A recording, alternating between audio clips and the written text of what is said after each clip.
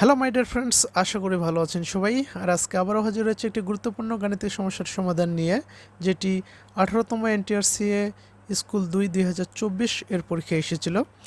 কি বলেছে? সমান সমানের বাম দিকে একটি সূচকীয় রাশি এবং ডান দিকে আরেকটি সূচকীয় রাশি রয়েছে। এই যে বাম দিকে যে সূচকীয় রাশিটি রয়েছে সেটি স্কোয়ার রুট অফ 3^2x+1 এবং ডান দিকে যেটি রয়েছে third root of square root of 3^x-1। এই দুটি রাশি যদি ইকুয়াল হয়, এই সূচকীয় রাশি দুটি ইকুয়াল হলে এক্সের মান এক্স ইকুয়াল টু কত? আবার যদি আমরা অন্যভাবে বলি, এক্সের কোন মানের জন্য এই সূচকীয় রাশি দুটি সমান? এখানে চারটি অপশন দেওয়া রয়েছে। এই ধরনের গাণিতিক সমস্যার সমাধান করার জন্য যে কাজটি আমরা করব, এই যে সূচকীয় রাশি দুটি রয়েছে বাম দিকে এবং ডান দিকে, এই দুটি সূচকীয় রাশিকে ঠিক এই ফরম্যাটে নিয়ে আসব। কি format? a to the power m a to the power n, এই ফরম্যাটে নিয়ে আসার চেষ্টা করব, যেখানে এ হবে কি 0 থেকে বড় এবং এ নট ইকুয়াল টু 1। তাহলে আমরা এখান থেকে আমরা যেটা লিখতে পারি সেটা হচ্ছে কি m ইকুয়াল টু n লিখতে পারবো। অর্থাৎ দুটি সূচকীয় রাশি যাদের বেসগুলো সমান যদি হয়, তাহলে আমরা কি করতে পারি, এই সূচক দুটিকে আমরা সমান আকারে লিখতে পারি। তো এখানে যে সূচকীয় রাশি দুটি রয়েছে, এই রাশি দুটিকেও আমরা ঠিক এই ফরম্যাটে নিয়ে আসব। তাহলে আমরা এই যে ভেরিয়েবল এক্স এর মানটা আমরা নির্ণয় করতে পারবো। তাহলে আমরা সলিউশন করতে চাই। স্কোয়ার রুট অফ 3^2x+1, এই যেখানে স্কোয়ার রুট অফ 3 আমি এটাকে অপরিবর্তিত রেখে দেই। আর এখান থেকে যে কাজটা করব, আমি প্রথমে পুরো গাণিতিক সমস্যাটিকে পুনরায় লিখতেছি।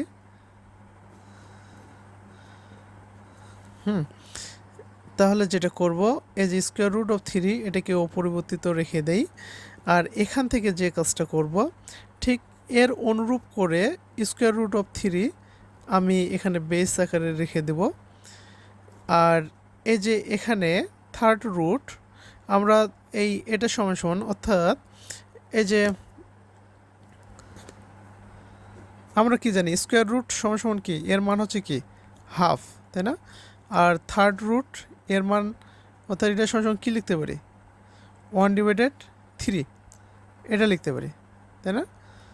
তাহলে আমরা যেই কাজটা করব, এখানে এই যে থার্ড রুট এটাকে আমি পাওয়ারের সাথে লিখব।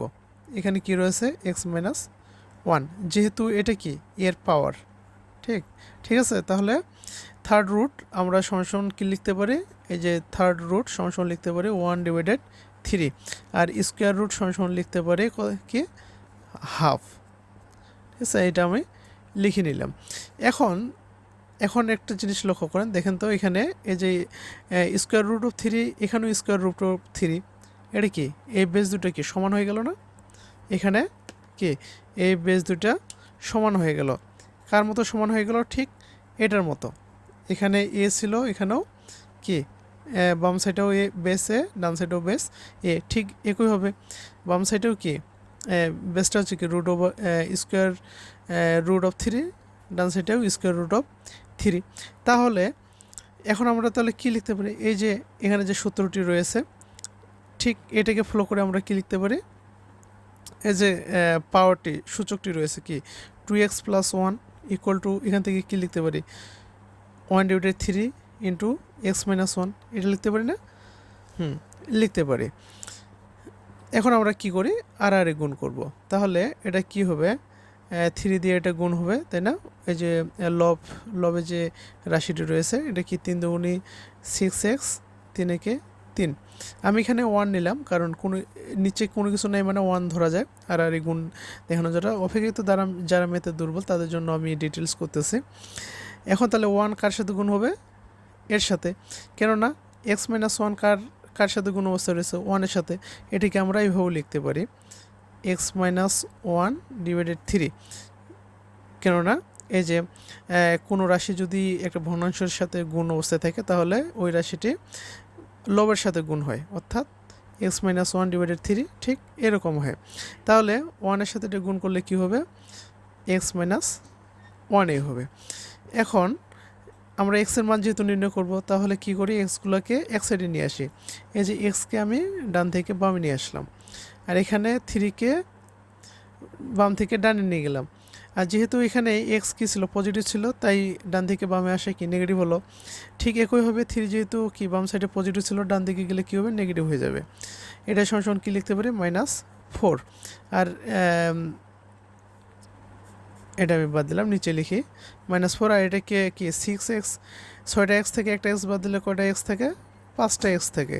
যেহেতু আমরা এক্সের মান নির্ণয় করব, সেজন্য এক্সকে সেপারেট করি। আর এখানে 5 রয়েছে, এটাকে আমি ডান দিকে নিয়ে যাই। যেহেতু এখানে গুণ অবস্থায় রয়েছে, ডান দিকে গেলে কী হবে? ভাগ হবে। তাহলে আমরা এক্সের মানটা কি পেয়ে গেলাম। অর্থাৎ এই এক্সের এই যে সূচকীয় রাশি দুটি রয়েছে, এই সূচকীয় রাশি দুটিতে যদি এক্সের মান -4 ডিভাইডেড 5, অর্থাৎ কি এখানে উত্তর হচ্ছে কি খ, তাই না? অর্থাৎ এই সূচকীয় রাশিটিতে সূচকে যে এক্স রয়েছে ভেরিয়েবল, এই এক্সের মান যদি -4/5 লিখি, তাহলে এই সূচকীয় রাশি দুটি সমান হবে। ঠিক এখানে যে এই যে সূত্রটি ছিল, ঠিক আছে, এই যে সূত্রটি ছিল এখানে, যখন বেস কি হচ্ছে দেখেন a to the power m equal to a to the power n, হ্যাঁ, এই দুটি সূচক রাশি যদি সমান হয়, তাহলে কি লিখতে পারি? সূচক দুটিকে কি সমান আকারে লিখতে পারি। তার মানে বিষয়টা হচ্ছে এরকম। এখানে দেখেন বেস যদি একই হয়, সূচকীয় রাশি দুটিও যদি সমান হয়, m ইকুয়াল টু n হয়, তার মানে হচ্ছে বেস ধরলাম হচ্ছে 2। সূচকীয় রাশি কি এখানে m ইকুয়াল টু n মানে কি এটা 3। তাহলে ঠিক একইভাবে এখানে কি হচ্ছে? বেসও 2 হচ্ছে, m ইকুয়াল n, তার মানে কি এটা যদি m হয় তাহলে কি এটাও m হচ্ছে, তাই না? তাহলে কি এটা সমান এটা তো আমরা লিখতেই পারি। এটাই হচ্ছে এই যে একটা কি সূচকীয় একটা সূত্র, যেটা থেকে আমরা এটা ইকুয়াল টু এটা, যদি দুটি সূচক রাশি কী হয়? সমান হয়, তাহলে আমরা এবং বেসগুলো যদি একই হয় তাহলে কি পাওয়ার দুটা সমান আকারে লিখতে পারে। অর্থাৎ এ ধরনের গাণিতিক সমস্যার ক্ষেত্রে, হ্যাঁ, যদি ভেরিয়েবলের মান নির্ণয় করতে বলে তাহলে আমরা এই সূত্রটাকে অ্যাপ্লাই করব। আশা করি বুঝতে পেরেছেন। যদি বুঝতে পারেন, আমি একটি গাণিতিক সমস্যা এখন আপনাদেরকে দেবো, যেটা আপনারা সলিউশন করে অবশ্যই কমেন্টে জানাবেন। আপনারা এই গাণিতিক সমস্যাটি সলিউশন করে কমেন্টে জানাবেন। এই গাণিতিক সমস্যাটি 17তম NTR